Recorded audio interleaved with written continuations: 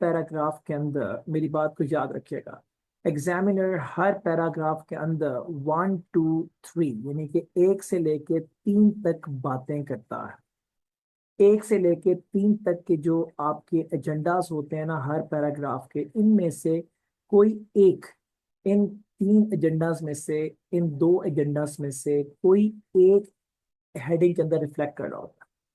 For the purpose लोग करते क्या है, वो पूरे का पूरा पैराग्राफ पढ़ते हैं, उसकी एक समरी बनाते हैं, उसके अंदर हाईलाइटिंग करते हैं क्या क्या बात डिस्कस हुई, फिर उसको ढूंढना शुरू कर देते हैं इन हेडिंग्स के अंदर। दिस हैज टू लॉसेस, इसके 2 नुकसान है। पहला नुकसान ये है कि आपका टाइम बहुत ज्यादा लग जाता है, एंड एग्जाम में आए हुए ये 6 7 सवाल अगर आप करने पहले बैठ जाए तो शायद आधा एग्जाम ही रह जाए, एंड पे करते हैं तो क्वेश्चन रह जाते हैं। So this consumes a lot of time. इस टाइम कंजम्पशन की वजह से क्वेश्चन पूरा नहीं होता।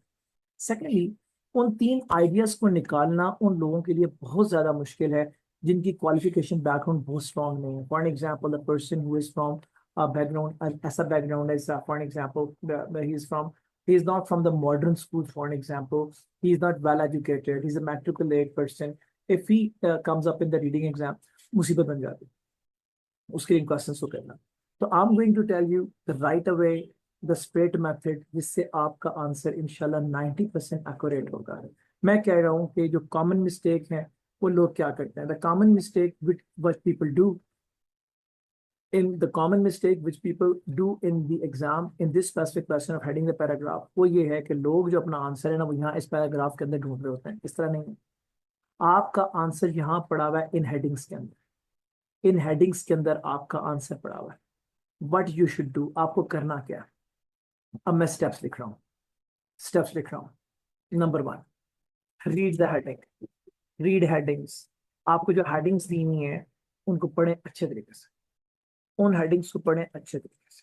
नंबर 1, जब इन हेडिंग्स को पढ़ लेना तो इन हेडिंग्स को identify the code. Identify the code, her heading का कोड, असल बात क्या हो रही है हेडिंग में उसको निकाल। Read the heading and identify the code, उस हेडिंग के अंदर बात क्या हो रही है उसको निकाल लें।